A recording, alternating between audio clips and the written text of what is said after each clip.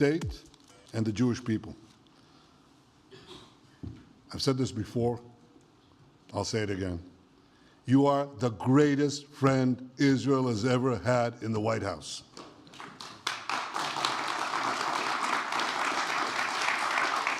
And that's why the people of Israel have such enormous respect for you. In your first term, you recognized Jerusalem as Israel's capital. You moved the American embassy there. You recognized Israel's sovereignty over the Golan Heights. You withdrew from the disastrous Iran nuclear deal. I remember we spoke about it. You said, this is the worst deal I've ever seen. I'm elected, I'm walking out of it. That's exactly what you did. And I think it speaks loudly for just common sense, just looking at things and seeing them as they are. And of course, you also brokered the groundbreaking Abraham Accords in which Israel made peace with 4 Arab states. We did this in 4 months. Nothing happened for a quarter of a century, but in 4 months, we were able, working together under your leadership, to have 4 historic peace accords. And now in the first days of your second term, you picked up right where you left off. Your leadership helped bring our hostages home, among them American citizens. You freed up munitions that have been withheld from Israel. They had been withheld from Israel in the midst of a 7-front war for our existence. And you just freed it. You ended unjust sanctions against law-abiding Israeli citizens. You boldly confronted the scourge of anti-Semitism. You stopped funding, as you just said, international organizations like UNRWA that support and fund terrorists. And today, you renewed the maximum pressure campaign against Iran. Ladies and gentlemen, all this in just 2 weeks. Can we imagine where we'll be in 4 years? I can. I know you can, Mr. President. For our part, we in Israel have been pretty busy too. Since the horrendous October 7th attack, we've been fighting our common enemies and changing the face of the Middle East. On that infamous day, Hamas monsters savagely murdered 1,200 innocent people, including more than 40 Americans. They beheaded men, they raped women, they burnt babies alive, and they took 251 people hostage to the dungeons of Gaza. And after this worst attack on Jews since the Holocaust, Iran and its henchmen in the Middle East were absolutely ecstatic. Haniya praised the massacre. Sinwar said that Israel was finished. Nasrallah boasted that Israel was, here's what he said, as feeble as a spider's web. Well, Mr. President, Haniya is gone. Sinwar is gone. Nasrallah is gone. We've devastated Hamas. We decimated Hezbollah. We destroyed Assad's remaining armaments. And we crippled Iran's air defenses. And in doing this, we've defeated some of America's worst enemies. We took out terrorists who were wanted for decades for shedding rivers of American blood, including the blood of 241 Marines murdered in Beirut. We accomplished all this with the indomitable spirit of our people and the boundless courage of our soldiers. The Bible says that the people of Israel shall rise like lions, and boy did we rise. Today, the roar of the Lion of Judah is heard loudly throughout the Middle East. Israel has never been stronger, and the Iran terror axis has never been weaker. But as we discussed, Mr. President, to secure our future and bring peace to our region, we have to finish the job. In Gaza, Israel has 3 goals: destroy Hamas's military and governing capabilities, secure the release of all of our hostages, and ensure that Gaza never again poses a threat to Israel. I believe, Mr. President, that your willingness to puncture conventional thinking thinking that has failed time and time and time again. Your willingness to think outside the box with fresh ideas will help us achieve all these goals. And I've seen you do this many times. You cut to the chase. You see things others refuse to see. You say things others refuse to say. And after the jaws drop, people scratch their heads and they say, you know, he's right. And this is the kind of thinking that enabled us to bring the Abraham Accords. This is the kind of thinking that will reshape the Middle East and bring peace. We also see eye to eye on Iran. That's the same Iran that tried to kill us both. They tried to kill you, Mr. President. They tried through their proxies to kill me. We're both committed to rolling back Iran's aggression in the region and ensuring that Iran never develops a nuclear weapon. Mr. President, ladies and gentlemen, Israel will end the war by winning the war. Israel's victory will be America's victory. We will not only win the war, working together, we will win the peace.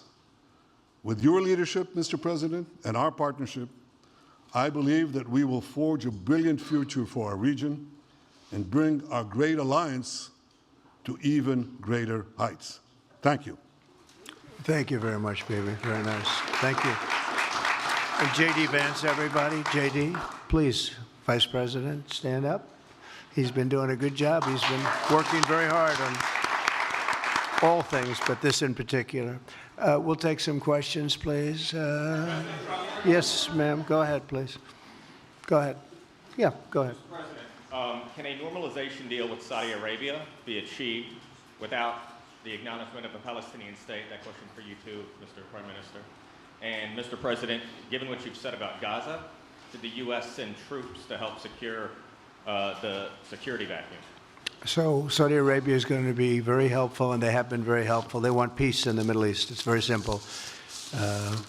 We know their leader and their leaders very well. They're wonderful people, and they want peace in the Middle East. As far as Gaza is concerned, we'll do what is necessary. If it's necessary, we'll do that. We're going to take over that piece, and we're going to develop it, create thousands and thousands of jobs, and it'll be something that the entire Middle East can be very proud of. But everybody feels that continuing the same process that's gone on forever, over and over again, and then it starts, and then the killing starts, and all of the other problems start, and you end up in the same place, and we don't want to see that happen. So by the United States, with its stability and strength, owning it, especially the strength that we're developing and developed over the last fairly short period of time, I would say really since the election, I think we'll be a keeper of something that is very, very strong, very powerful, and very, very good for the area, not just for Israel, for the entire Middle East, very important. And we'll, again, have thousands of jobs, and there'll be jobs for everyone, not for a specific group of people, but for everybody. Okay, please. I think peace between Israel and Saudi Arabia is not only feasible, I think it's going to happen. I think if we had another half a year in your first term, it would have already happened. True. Many, many more, I agree, many more nations. I think you can't prejudge and pre-guess how we'll achieve it, but I'm committed to achieving it. I know the President is committed to achieving it, and I think the Saudi leadership is interested to achieve it. So we'll give it a good shot, and I think we'll succeed. Yeah, please, go ahead. First of all, President Trump, did you hear from Prime Minister Netanyahu at your meeting guarantees that the ceasefire will go, including phase 2? And Prime Minister Netanyahu heard with you. Why are you refusing to set up a national commission to investigate failures of the process? Well, I can't tell you whether or not the ceasefire will hold. We've done, I think, a very masterful job. We weren't helped very much by the Biden administration, I can tell you that. But we've gotten quite a few hostages out. We're going to get more out. But we're dealing with very complex people. and we are going to see whether or not it holds. We certainly want to have more come out. They've come out damaged in many ways, very damaged people. But they're going to get better, and they're going to be strong, and they're going to have a good life. And we hope to get as many as possible out. Whether or not it holds, I don't know. We hope it holds. We hope it holds. I think that at the appropriate time, which I think will enable us to really investigate what happens, what were the causes of the failures, by an independent commission that will be accepted by the majority of the people. We don't want it accepted by one half of the people and not the other. I think we should have it, and we should find out exactly what happened. I'm insisting on it. And believe me, it'll surprise a lot of people when it happens.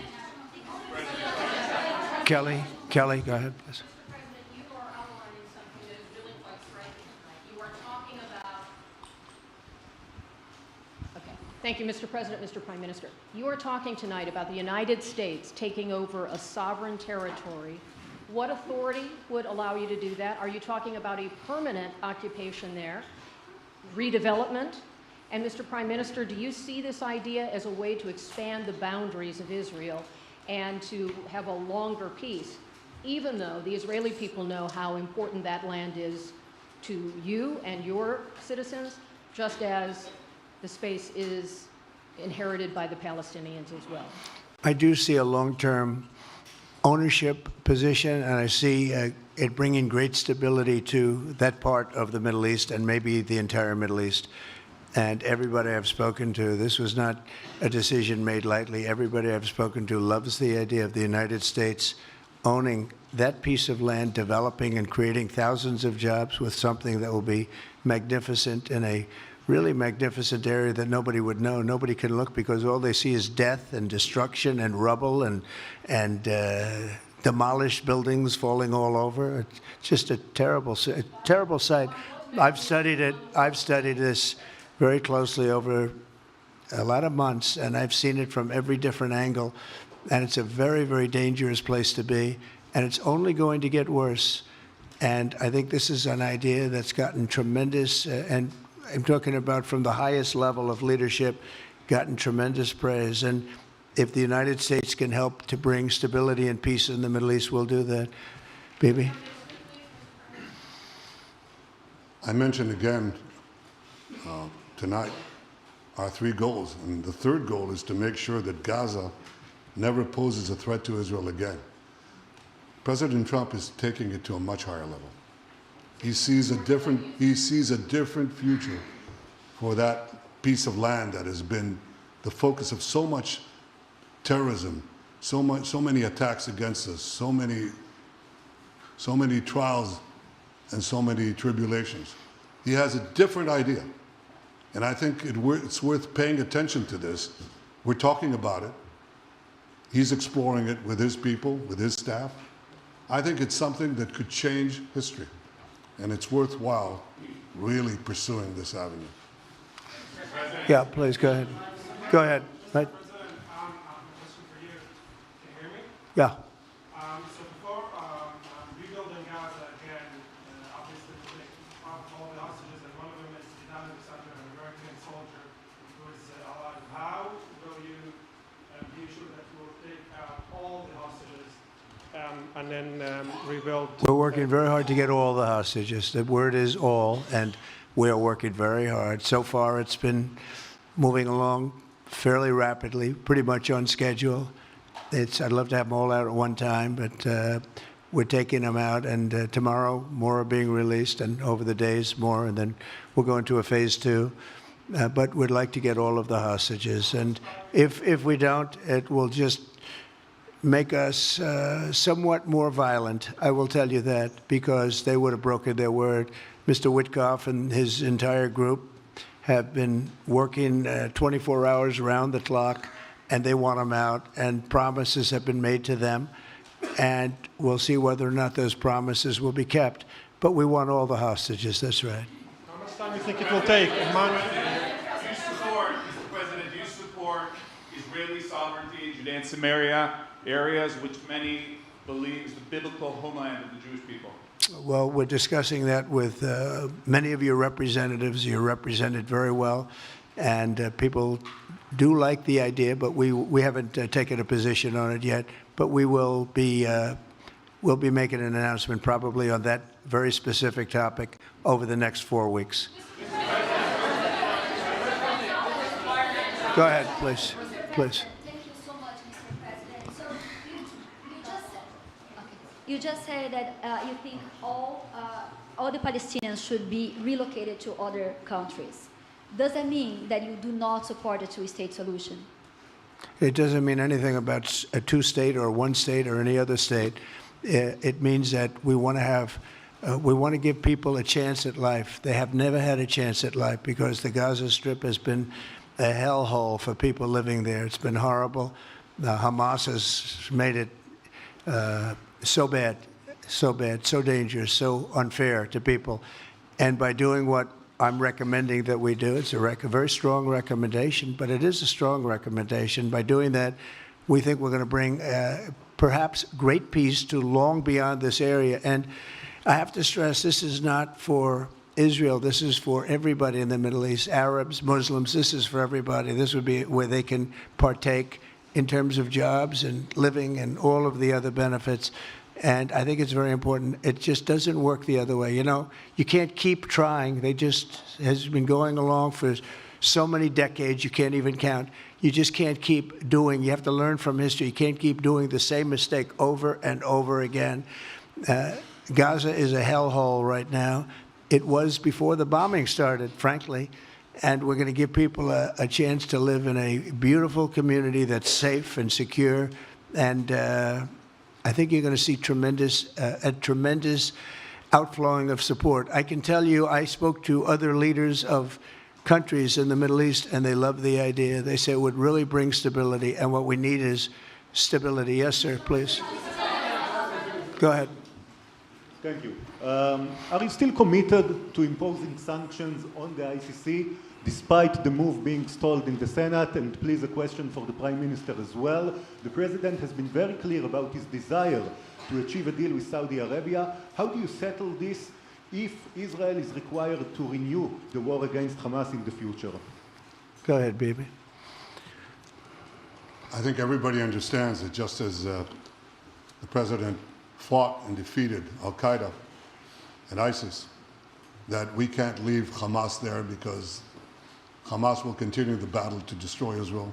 They'll do, you know, when in this temporary ceasefire, one of their leaders comes out, you know what he says? We're going to do October 7th again, except we'll do it bigger. So obviously, you can't talk about peace neither with Hamas or in the Middle East if this, you know, toxic, murderous organization is left standing.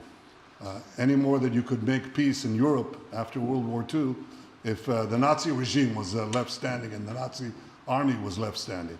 You want a different future? You got to knock out the people who want to destroy you and destroy peace. That's what we're going to do. I think that will also usher in, actually, the peace with Saudi Arabia and with others. And I think there will be others, too. Yes, ma'am. Go ahead. Afghan suffered women as a high expectation from you. Do you have any plan to change Afghanistan situation? Are you able to recognize Taliban? Because I'm an Afghan journalist, Afghan suffered women. Any comment about Afghanistan? What's your future plan for Afghan people, especially Afghanistan? I have a little hard time understanding you. Where are you from? Oh. Actually, it's a beautiful voice and a beautiful accent. The only problem is I can't understand a word you're saying. But I just say this, good luck, live in peace. Go ahead, please. That's okay, yeah, please. And Prime Minister, you said earlier today that it was tough for you to implement these sanctions on Iran, but you did indicate that you were willing to negotiate with them. What would that look like, and are you in conversations with them? And the same for the Prime Minister, sir. I hated doing it. I want Iran to be peaceful and successful. I hated doing it.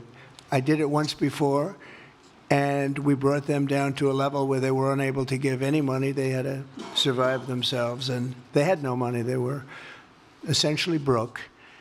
and they had no money for, as I said, Hezbollah. They had no money for Hamas. They had no money for any form of terror. The 28, if you call it, the 28 sites of terror, they had no money for any of it. They had to do their own and focus on their own well-being. And I hated to do it then, and I hate to do it just as much now. And I say this, and I say this to Iran, who's listening very intently. I would love to be able to make a great deal, a deal where you can get on with your lives and you'll do wonderfully. You'll do wonderfully. Incredible people, industrious, beautiful, just an unbelievable group of people in Iran. And I know them well, have many friends from Iran and many friends that are Americans from Iran, and they're very proud of Iran. But I hated to do it, just so you understand. And I hope we're going to be able to do something so that it doesn't end up in a very catastrophic situation. I don't want to see that happen. I really want to see peace, and I hope that we're able to do that. They cannot have a nuclear weapon. It's very simple. I'm not putting restrictions.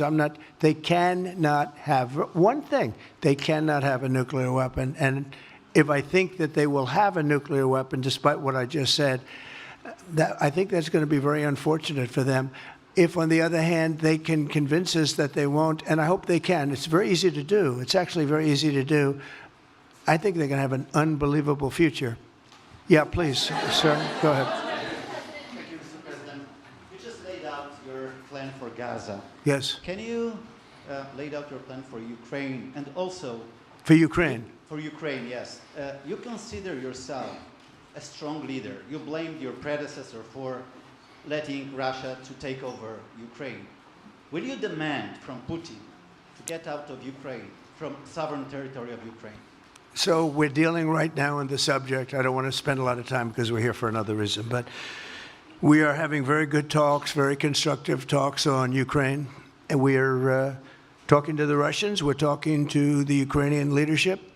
It would have never happened. That would have never happened. It should have never happened. I get reports every week, the number of soldiers, mostly soldiers now. The cities have been largely demolished. You talk about a very sad sight to see. We talk Gaza. Well, many of these cities look as bad as Gaza and worse, what's happened to them. And I want to see that end. And I want to see it end for one simple reason, the life of young people being absolutely obliterated on both sides. You probably have 700,000 Ukrainian soldiers dead, 800,000, maybe more Russian soldiers dead. It's very flat land, and the only thing that's going to stop a bullet is a human body, in this case, usually soldiers. And the numbers are staggering when you hear the real numbers in Ukraine, what the numbers are. And this doesn't include the cities that have been demolished and all of the people that were killed. So I want to see it stopped. We're having very good talks, and I think we're going to get it. I think something will be hopefully dramatically, it will rise above everything. You can't let this continue. This is an absolute slaughter that's taking place on the beautiful farmlands of Ukraine, and we have to stop it. We can't let this continue. It is a human tragedy, and we're going to try very hard to stop it. Yeah, please, go ahead, sir. Go ahead. Mr. President, what's your view about Palestinian leader Abbas' role in all the regional changes you want to do? And a question for the Prime Minister, what's your view on President Trump wanting to reach a deal with Iran and not a much more active military stance towards them? Go ahead, baby. Go ahead. I think the president just said something that I think is the pivot of everything that we're talking about. He said Iran cannot have a nuclear weapon. And we fully agree with that. If this goal can be achieved by a maximum pressure campaign, so be it. But I think the most important thing is to focus on the goal, which the president just did, and I fully agree with him. Well, I said it, and he said it very well. It's a campaign of pressure to see if we can get something done. He doesn't want to do what some people think will automatically happen because they're very difficult people to deal with, as you know. But if we could solve this problem without warfare, without all of the things that you've been witnessing over the last number of years. It would be, I think it would be a tremendous thing. Go ahead, please.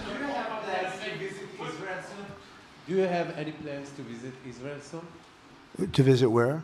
Israel and Gaza. Oh, well, I love Israel. I will visit there, and I'll visit Gaza, and I'll visit Saudi Arabia, and I'll visit other places all over the Middle East. The Middle East is an incredible place, so vibrant, so it's just one of the really beautiful places, and with great people. And I think a lot of bad leadership has taken place in the Middle East that's allowed this to happen. It's just terrible. And that includes on the American side, by the way. We should have never gone in there a long time ago, spent trillions of dollars and created so much death. So that includes Americans. But yeah, I'll be visiting a lot of different places in the Middle East. I've been invited everywhere, but I will be visiting some, yeah. Okay. Let's go. Caitlin, go ahead, Caitlin. Caitlin, go ahead. On what you were saying there. Say it. Go ahead, please. Just to follow up on what you were saying about the Gazans leaving Gaza, going to other countries. One, where exactly are you suggesting that they should go? And two, are you saying they should return after it's rebuilt? And if not, who do you envision living there? I envision a world, people living there, the world's people. I think you'll make that into an international, unbelievable place. I think the potential in the Gaza Strip is unbelievable. And I think the entire world, representatives from all over the world will be there, and they'll live there. Palestinians also. Palestinians will live there. Many people will live there. But they've tried the other, and they've tried it for decades and decades and decades. It's not going to work. It didn't work. It will never work. And you have to learn from history. History has, you just can't let it keep repeating itself. We have an opportunity to do something that could be phenomenal. And I don't want to be cute. I don't want to be a wise guy, but the Riviera of the Middle East, this could be something that could be so bad. This could be so magnificent. But more importantly than that is the people that have been absolutely destroyed that live there now can live in peace in a much better situation, because they're living in hell. And those people will now be able to live in peace. We'll make sure that it's done world class. It'll be wonderful for the people. Palestinians mostly we're talking about. And I have a feeling that despite them saying no, I have a feeling that the king in Jordan and that the general president, but that the general in Egypt will open their hearts and will give us the kind of land that we need to get this done. And people can live in harmony and in peace. Thank you all very much. Thank you. Thank you very much. Thank you.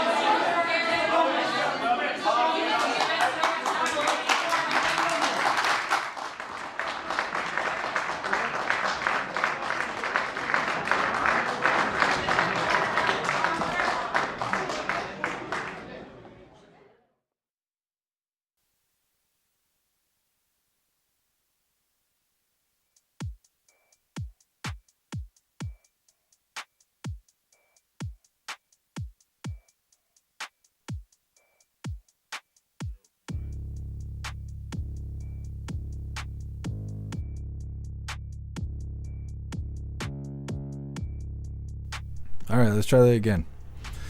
Thank you guys for being here with me to watch President Trump live along with Netanyahu. I don't know about anything they were talking about, but I did my best to cover it. We were about 10 minutes late, so you missed 10 minutes at the beginning of it. Maybe we'll cover it for Coffee with Hooligans. We'll see. Either way, I'm going back to looking for food. You hooligans have a good night. I'll see you tomorrow for Coffee with Hooligans, 3 p.m. Eastern time. Don't forget. Have a good night.